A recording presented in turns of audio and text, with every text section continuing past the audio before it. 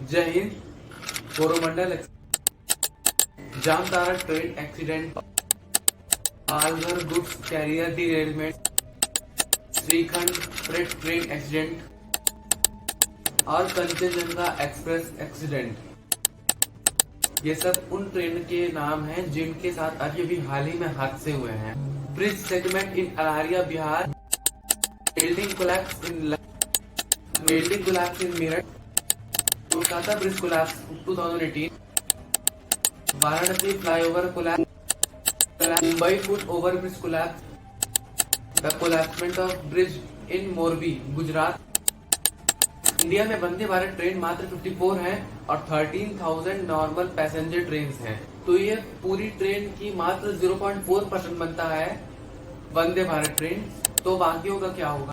अक्सर हमें वीडियोस और फोटोज देखने को मिलती है, इसमें ट्रेन में लिमिट से ज्यादा लोग बैठ जाते हैं और वैसे ये इंडिया में बहुत ज्यादा कॉमन भी है। पिछले साल 4 दिसंबर को छत्रपति शिवाजी महाराज की मूर्ति का इनॉग्रेशन हुआ और इस साल 26 अगस्त को वो मूर्ति डिस्ट्रॉय हो गई पहले ही बारिश में। और तो और इस मूर्ति में लागत आई थी 2.4 करोड़ की। और अगर हम बात करें इलेक्शन की, तो इलेक्शन में कई जगह पे काफी ज्यादा फ्रॉड वगैरह हुए हैं। भारत के इतिहास का ये शायद से सबसे बड़ा स्कैम है। आप बात ये है कि ये इलेक्टोरल बॉन्ड स्कैम को मर्ज करने के लिए 3 महीने का समय मांगा था, जो कि एटलीस्ट को एक्चुअली पता होता है कि उनको पैसा किसने डोनेट किया है। और लगभग इस साल के इलेक्शन में 1.35 लाख करोड़ रुपए खर्च हुआ है। और ये बात सबको बताया कि ये लिमिट से बहुत ही ज्यादा है, क्योंकि इलेक्शन कमीशन ऑफ इंडिया ने एक लिमिट सेट करी है पर कैंडिडेट के ऊपर। लोकसभा इलेक्शन में 70 से 90 लाख रुपीस पर कैंडिडेट के ऊपर खर्च किए जा सकते हैं और विधानसभा इलेक्शन में 20 से 40 लाख रुपए पर कैंडिडेट के ऊपर खर्च किए जा सकते हैं। और इसके अलावा पार्टीज की भी लिमिट सेट करी गई है। अगर कोई नेशनल पार्टी है तो उसको 500 से 1000 करोड़ रुपए खर्च करने की लिमिट रखी गई है। और अगर कोई स्टेट पार्टी है तो उसके लिए 10 से 50 करोड़ रुपए का लिमिट सेट किया गया है, लेकिन असल में लिमिट से कुछ ज्यादा ही खर्च हो गया है इस साल। और अगर हम इसे कंपेयर करें इस साल के यूनियन बजट के एजुकेशन एक्सपेंडिचर में, लगभग ये सेम ही आता है। यूनियन बजट में आया था 1.54 लाख करोड़ रुपए खर्च होगा एजुकेशन पे, और यहाँ पे इलेक्शन में खर्च हो गए हैं 1.35 लाख करोड़ रुपीज। तो ये ऑलमोस्ट बराबर ही है, मतलब इतना पैसा वेस्ट।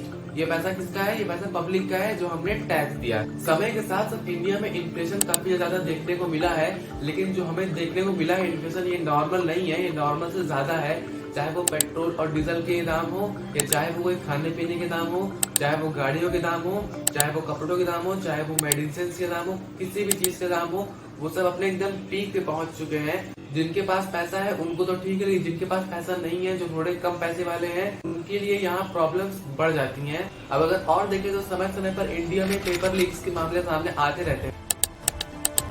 2019 से लेके अब तक लगभग 65 पेपर लीक्स के मामले आ चुके हैं सामने, जिसमें काफी स्टूडेंट्स का लॉस हुआ है, चाहे वो बड़े बड़े एग्जाम हो चाहे वो छोटे कोई एग्जाम हो। अभी हमें कुछ ही महीने पहले एक नीट का भी स्कैम मिला था। नीट हो, चाहे IAS हो, UPSC हो, IIT हो, कोई भी बड़े एग्जाम्स हो, सब जगह पे हमें पेपर लीक के मामले या कहीं पे भी फ्रॉडलेंट के मामले सामने आते हैं। 2013 में स्टार्ट हुआ था निर्भया फंड, जो वुमेन्स की सेफ्टी के लिए बनाया गया था, और तब के टाइम पे इसमें बजट एलोकेट किया गया था लगभग 7,000 करोड़ रुपीस, लेकिन आज तक पूरे पैसे का इस्तेमाल नहीं हुआ है। और शायद यही कारण है कि हमें Kolkata rape case, Kathua rape case, Hathras कांड के बारे में सुनने को मिलता है।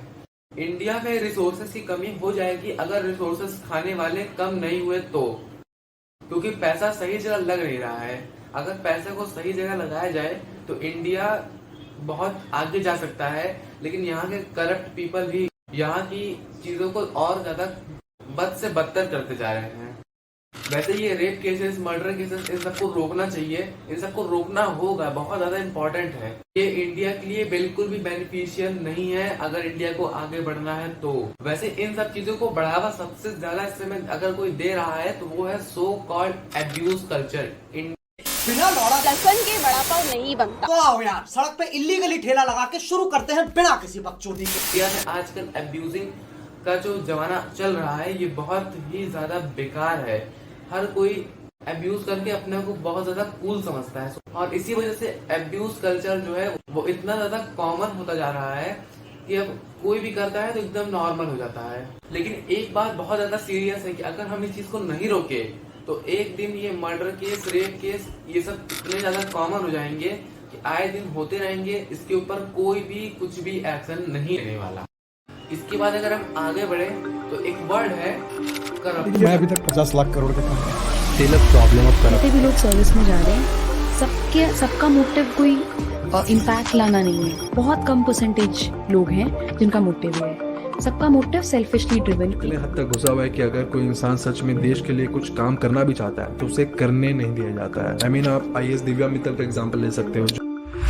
वर्ड तो बहुत छोटा सा है लेकिन इसका जो मीनिंग है वो बहुत ही ज्यादा डीप। वैसे मुझे करप्शन से कुछ याद है। स्वर्गीय राजीव गांधी जी ने कहा था स्वर्गीय अटल बिहारी वाजपेयी जी से, ये वाली क्लिप देखिए। मुझे याद है स्वर्गीय राजीव गांधी ने एक भाषण में कहा था कि मैं दिल्ली से 1 रुपया भेजता हूँ, मगर जहाँ रुपया भेजता हूँ वहाँ पहुँचते पहुँचते 19 पैसे रह जाते। मैंने उनसे कहा कि ये चमत्कार कैसे होता है। वो हंसकर कहने लगे कि जब रुपया चलता है तो घिसता है, रुपया घिसता है, हाथ में लगता है, जेब में जाता है, छोटा हो रहा है। रुपए को पहचानना मुश्किल है। रुपया अंतर ध्यान हो सकता है। ये देश के सिक्के की स्थिति अच्छी नहीं है। मतलब तब के टाइम पे भी करप्शन अपने पीक पे था, तो आज कितना हो गया होगा ये आप ये सोचिए। आज के टाइम पे करप्शन को बहुत सारे लोग प्रमोट करते हैं, चाहे वो पुलिस हो, चाहे वो ट्रैफिक पुलिस हो, चाहे वो जज हो।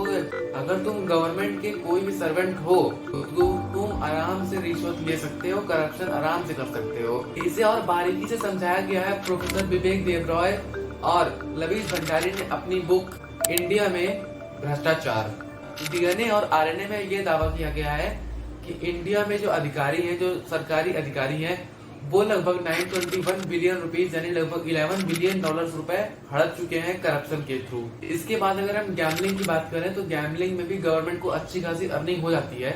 लगभग ईयरली में 14,000 करोड़ रुपीस गवर्नमेंट लेती है टैक्स के रूप में इन गैम्बलिंग ऐप से। गवर्नमेंट को इसको बैन करना चाहिए।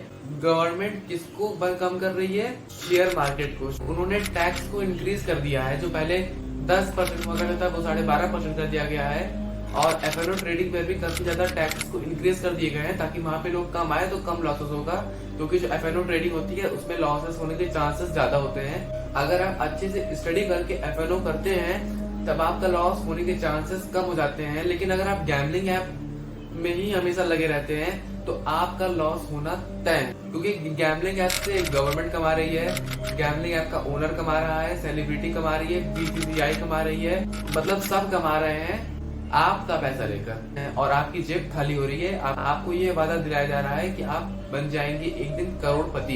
इंडिया में टैक्स रेट है लगभग 15 से 30%, लेकिन ये इतना अनइवन तरीके से डिवाइड किया गया है। BCCI चाहे जितना अर्न करे उसकी अर्निंग पर टैक्स 0, एग्रीकल्चर पे टैक्स 0, पॉलिटिशियंस की अर्निंग पर टैक्स 0। लेकिन अगर कोई मिडिल क्लास इंसान अगर 50 लाख से 1 करोड़ रुपए कमा रहा है सालाना, तो उसकी कमाई पर आप 30% तक टैक्स लगा रहे हैं। आप हिंदुस्तान की ये रिपोर्ट देखिए, लगभग 4 ही लोग टैक्स पे करते हैं हर 1000 लोग में से।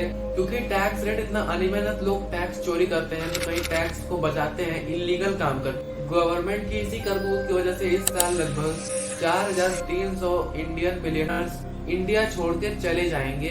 ये हालांकि पिछले साल से कम है, क्योंकि पिछले साल 5100 लोगों ने इंडिया को छोड़ दिया था जो मिलियनर थे। लेकिन अब आप सोचेंगे कि मैं गवर्नमेंट को क्रिटिसाइज कर रहा हूँ, गवर्नमेंट को मैं कह रहा हूँ कि आप खराब है, इंडिया खराब है। इंडिया की अच्छी बातें नहीं बता रहा हूँ, सिर्फ खराब बातें बता रहा हूँ। इंडिया बहुत बड़ा देश, अच्छाई सिर्फ एक कोने में है, बाकी पूरे में जो बुराई भरी हुई है उसके बारे में कोई बात नहीं करना चाहता है। यहाँ रोड बनती है मात्र 1000 किलोमीटर, उसकी सोशल मीडिया पे उसकी ब्रांडिंग ऐसे करी जाती है कि जैसे पूरे इंडिया में रोड एकदम मस्त बन चुकी है, लेकिन ऐसा है नहीं। और एक बात और, मैं गवर्नमेंट को क्रिटिसाइज नहीं कर रहा हूँ, मैं आपको सिर्फ सिचुएशन बता रहा हूँ कि क्या सिचुएशन हो गई है इस समय इंडिया।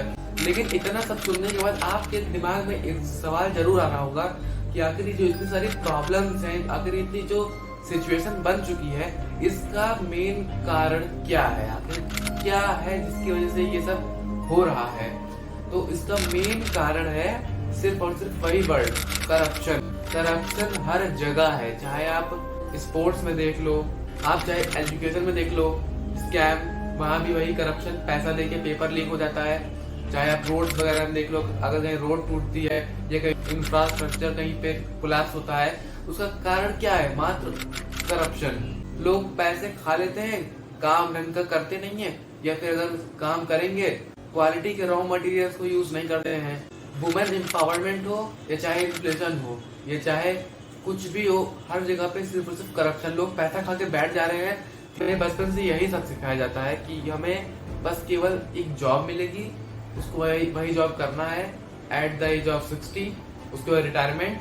अगर आज हमसे चाइना, यूएस और ये सब बड़ी बड़ी कंट्रीज अगर आगे हैं तो इसीलिए क्योंकि वो ह्यूमन को एज अ रिसोर्सेज ट्रीट करते हैं। ह्यूमंस को एज अ रिसोर्सेज ट्रीट करके वो अपनी नेशन को, अपनी इकोनॉमी को वो और बूस्ट कर रहे हैं। क्योंकि जितने ज्यादा लोग, इंडिया में लगभग 150 करोड़ लोगों के आसपास की पॉपुलेशन है, तो अगर 150 करोड़ लोग में से कितने लोग ऐसे हैं जो स्पोर्ट्स में बहुत अच्छे होंगे, लेकिन उनके अंदर पोटेंशियल है, लेकिन वो पोटेंशियल को अपने यूज नहीं कर पा रहे हैं इसी के चक्कर में कि यहाँ का सिस्टम बहुत ही ज्यादा बेकार है। इंडिया का एजुकेशन सिस्टम तो बस ऐसे ना जाने कितने स्कैम्स इंडिया में हो रहे हैं और आगे भी होंगे। गवर्नमेंट को हिंदू और मुस्लिम छोड़ के इसको कंट्रोल कैसे करना है, इसके बारे में बात ज्यादा करनी चाहिए। क्योंकि अगर गवर्नमेंट अच्छी होगी, अगर कोई भी पॉलिटिकल पार्टी अच्छी होगी, उसको कैंपेनिंग करने की जरूरत नहीं पड़ेगी। अगर आप पोलिंग बूथ जाएंगे, उसका नाम ही देखेंगे, हम उसी को वोट देंगे। इतनी ज्यादा कैंपेनिंग करने की जरूरत नहीं पड़ेगी, इतनी ज्यादा एड्स और प्रचार वगैरह फैलाने की जरूरत नहीं पड़ेगी। वैसे अगर आपको ये वाली वीडियो पसंद आई हो तो आप यहाँ पे क्लिक करके वो नीट वाली वीडियो भी देख सकते हैं। धन्यवाद। मेरा मंत्र है, न खाता हूँ न खाने दूंगा। यही सरकार इंटरनेट बंद कर दी, लेकिन फिर भी क्वेश्चन पेपर लीक हुआ है। नेट बंद करने का रीजन यही देखा जा सकता है कि सरकार छुपा रहा है अपने गलतियों को। 110% सैलरी देंगे, अगर नौकरी ले लेते तो मेरा लाइफ। हमने कहा कि निर्भया की मौत से हमने क्या सीखा, हमारे सिस्टम में बदलाव क्या हुआ। We are counting down India's union budget. It's special for a lot of reasons. For starters, this is the first budget in Prime Minister Modi's third term.